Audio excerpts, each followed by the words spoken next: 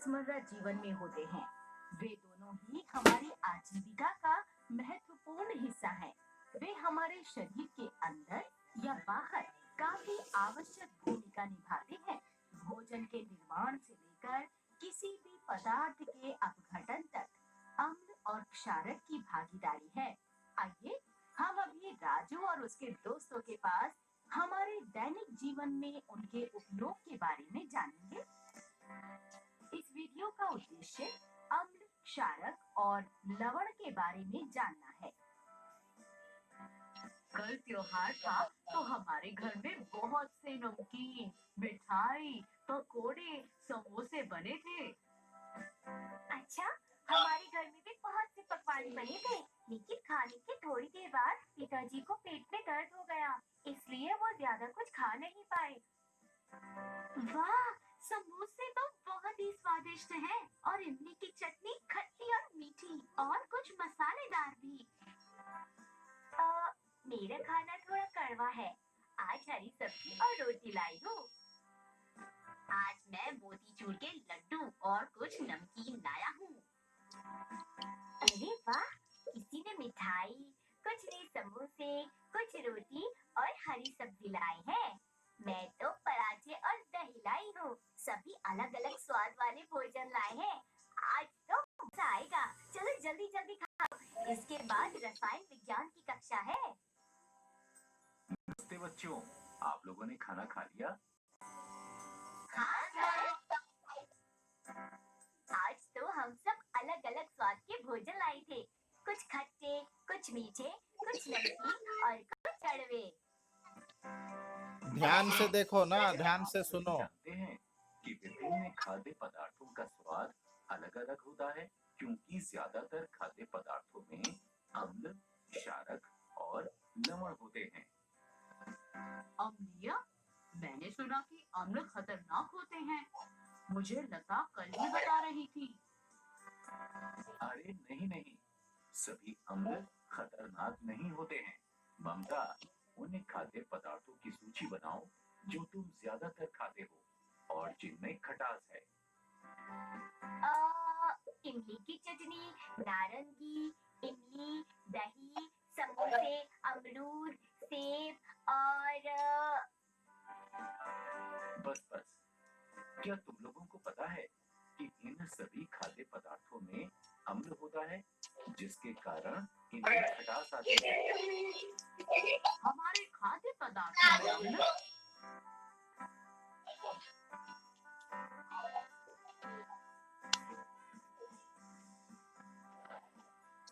हाँ, ये सभी प्राकृतिक अम्ल हैं।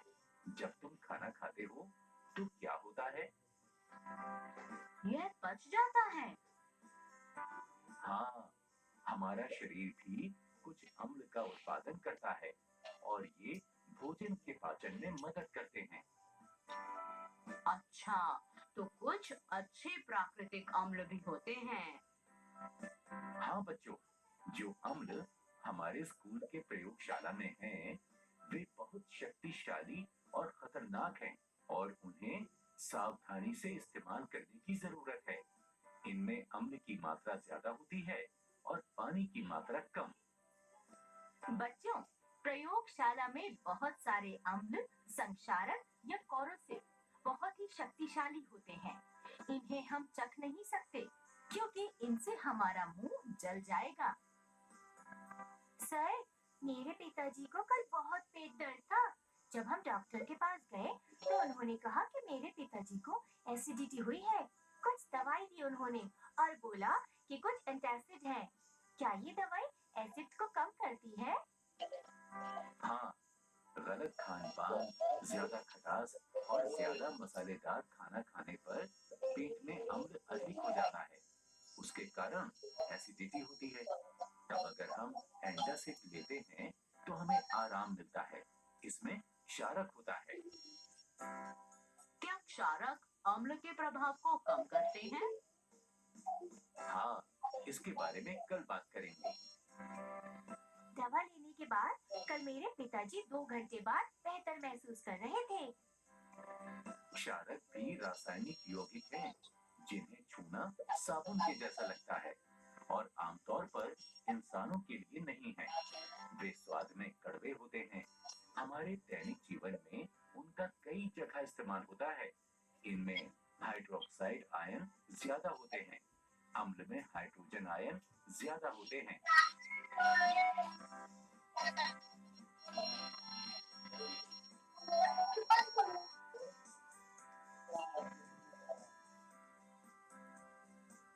सर, थोड़ा और विस्तार से समझाइए। जब अम्ल पानी में घुल जाता है, बढ़िया दिख रहा है, सुनाई दे रहा है कि नहीं सुनाई दे रहा है? हेलो, तो सुनाई दे रहा है सर। बढ़िया सुनाई दे रहा है ना?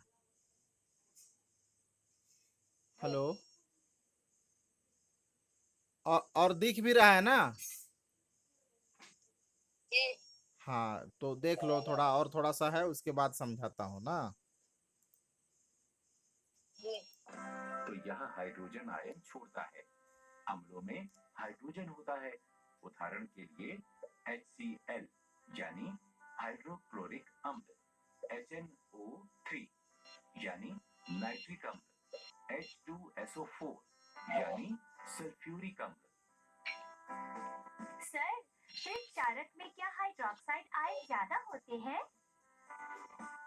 क्षार कोई भी यौगिक है जो पानी में घुलने पर हाइड्रोक्साइड आयन यानी OH पैदा करता है। उदाहरण सोडियम हाइड्रोक्साइड यानी NaOH, मैग्नीशियम हाइड्रोक्साइड यानी MgOH और पोटेशियम हाइड्रोक्साइड यानी KOH। सर, क्या मुझे क्षारक के कुछ उदाहरण बता सकते हैं? चूना, बेकिंग सोडा, वॉशिंग सोडा सभी क्षारक हैं। क्या साबुन में भी क्षारक है? हाँ बच्चों, रीठा एक प्राकृतिक साबुन है जिसमें क्षारक है। इससे माँ अपने बाल धोती है। हाँ, बच्चों, क्या आप बता सकते हैं कि दंत मंजन में चौक के टुकड़े में पालक में अम्ल है या क्षारक है? सर, कुछ पदार्थ मीठे होते हैं, उनमें अम्ल होता है या क्षारक? वे ना तो अम्लीय हैं और ना ही क्षारकीय। कुछ पदार्थों में ना अम्ल होता है, ना क्षारक। सर, क्या होता है जब अम्ल और क्षारक मिश्रित होते हैं? रिंकू, जब अम्ल और क्षारक पदार्थ का मिश्रण होता है, आमतौर पे लवण या नमक और पानी का उत्पादन होता है।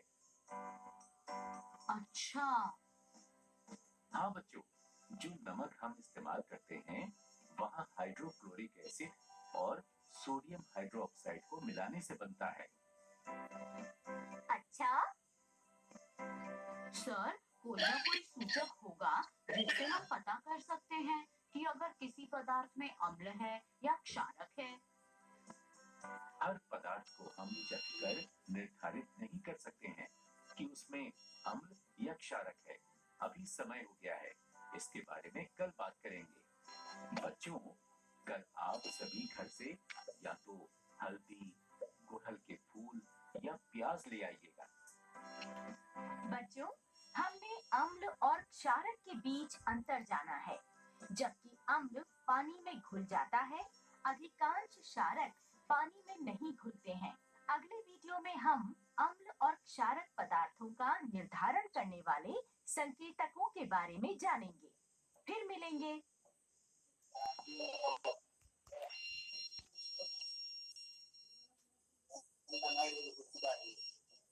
हाँ, तो आ, अभी वीडियो बंद कर रहा हूँ ना।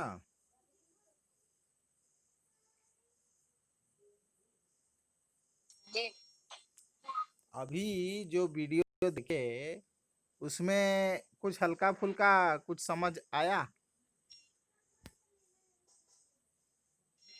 जी हम अब अध्याय 4 पर पहुंच रहे हैं ना। जी और अध्याय 4 में हम देख रहे हैं अम्ल, क्षारक और लवण, जिसको इंग्लिश में बोलते जी हैं एसिड, अम्ल को एसिड बोलते हैं, क्षारक को बेस बोलते हैं और लवण को साल्ट बोलते हैं। साधारण रूप में लवण का जो वो है, जैसे सोडियम क्लोराइड, जिसको हम घर में साधारण जी नमक के रूप में उपयोग करते हैं। लवण मतलब नमक साधारण बात में, रासायनिक यौगिक है भी ना। जी तो अभी एक बात तो ये कर लेता हूँ कि आपने जो एक छोटा सा जो परमाणुकता वाली जो अभी लिख करके व्हाट्सअप किया है, वो उसमें जी थोड़ा सा त्रुटि क्या है। जो तत्वों के संकेत लिखने का जो नियम है, वो नियम में त्रुटि है। जी सोडियम जी हाइड्रोक्साइड लिखे हो तो सोडियम का जो सूत्र है, जो संकेत है, उसको लिखा जाता है कैपिटल एन और स्मॉल ए। और आपने लिखा क्या है, स्मॉल एन और स्मॉल ए, ऐसे ही है ना। जी तो यहाँ पर त्रुटि जी हो रहा है। और आगे क्लोरीन, जैसे सोडियम क्लोराइड या HCl लिखा है, हाइड्रोक्लोरिक अम्ल, उसमें Cl का जो परमाणुकता है, वो परमाणु संख्या है, वो 2 लिखा हुआ है।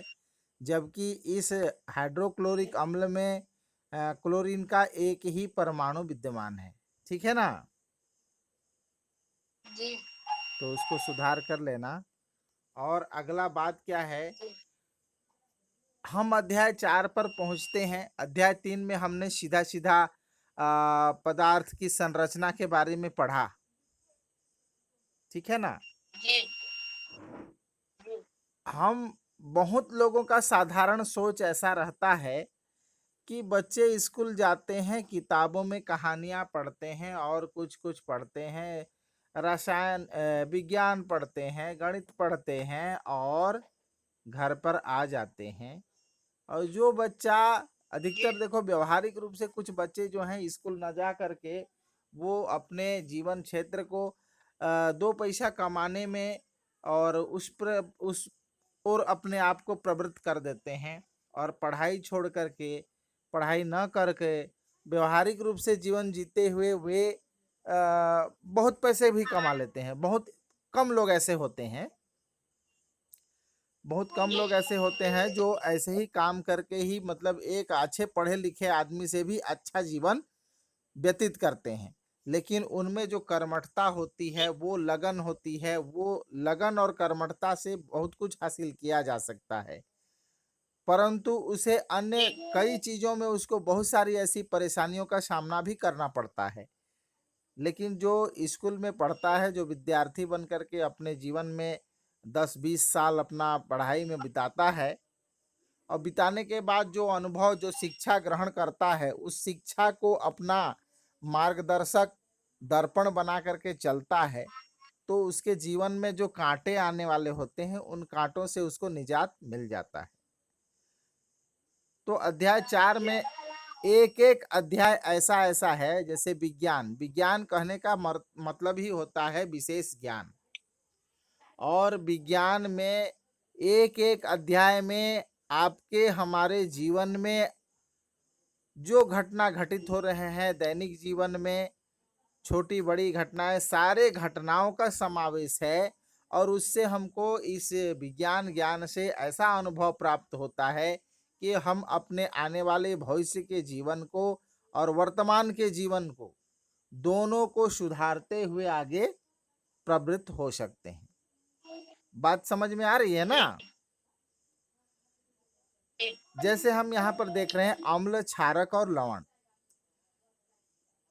अधिक पढ़ाई करने के बाद, जैसे 12वीं के बाद में कोई नीट का परीक्षा दे करके मेडिकल पढ़ाई करता है, मेडिकल पढ़ाई करके वो अपना जीवन एक डॉक्टर के रूप में करियर बनाता है। तो डॉक्टर क्या करता है, यहाँ पर उसी बात की चर्चा हो रही थी वीडियो में, कि वो बच्ची बोलती है कि मेरे पिताजी का तबीयत खराब हो गया था, कुछ अच्छे पकवान वगैरह खा के पेट में अधिक, मतलब लालच से बताते हैं ना, लालच एक बुरी बला है, उसी प्रकार से स्वादिष्ट भोजन जी देख करके खा लेते हैं, तो उसमें ये जो पदार्थ की संरचना है, हमने पदार्थ की संरचना तो देखी, पढ़ी और समझी ना।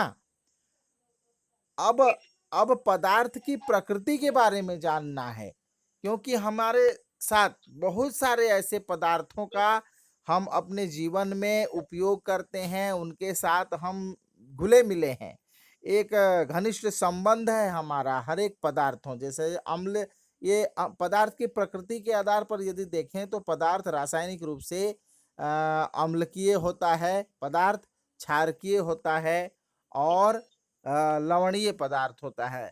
तो ये 3 प्रकार के प्रकृति के आधार पर हम देखते हैं, उनमें जो गुण होता है उसके आधार पर हम देखते हैं, रासायनिक गुणों के आधार पर देखते हैं। तो ये 3 प्रकार के पदार्थ होते हैं, अम्लीय पदार्थ, क्षारीय पदार्थ और लवणीय पदार्थ, ना? जी तो जी आप इसको जब पढ़ते चले जाएँगे, ऐसे देखने से समझ में नहीं आता है कि ये क्या हमारे जीवन में कुछ होता होगा। तो वही बात है, जब हम खाना खा लेते हैं, बहुत सारे पदार्थ ऐसे होते हैं जो अम्लीय होते हैं।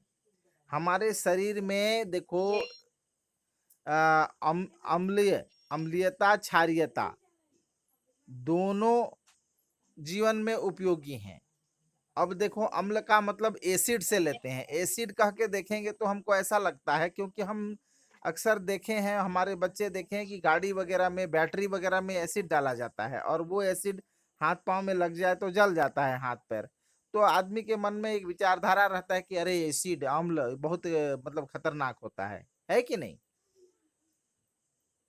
जी परंतु ऐसा नहीं है। हम जो भोजन करते हैं, हम जो खाना खाते हैं, हमारे आसपास जितने भी हम जो साबुन लगाते हैं, उन सारी चीज़ों में हम जो नमक खाते हैं, अन्य लवणों का प्रयोग करते हैं, लवण भास्कर चूर्ण खाते हैं, कभी कभार अचानक पेट में गैस बढ़ जाता है तो हम लवण भास्कर चूर्ण और अन्य चीज़ें खाते हैं। तो इसमें एक हमारी जो औषधि छुपी हुई है, उस औषधीय गुण इन्हीं पदार्थों में है। यदि अम्लता बढ़ जाए तो हमको ऐसे दवाइयाँ खानी है जो जिनके ऐसे देखो, खाद्य पदार्थ में ही हमारे शरीर का स्वास्थ्य बना रहता है। स्वास्थ्य में इन अम्लीय, क्षारकीय और लवणीय, ये तीनों प्रकार के पदार्थों से ही हमारा जीवन रचा बसा है। इसी के अणु परमाणु, इसी के रस का आयन जो हमारे शरीर में प्रवेश करता है और हमारे शरीर का निर्माण भी होता है।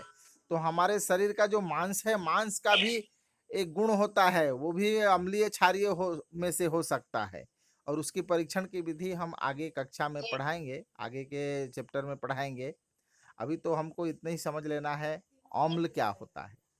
तो सीधी-सीधी बात है, अम्ल जी शब्द का उत्पत्ति जो है एसिड शब्द से हुआ है, जिसका अर्थ सीधा-सीधा होता है खट्टापन। यहाँ पर वीडियो में दिखाया गया था, एक नींबू का कटा हुआ फ़ोटो दिख रहा था, ना?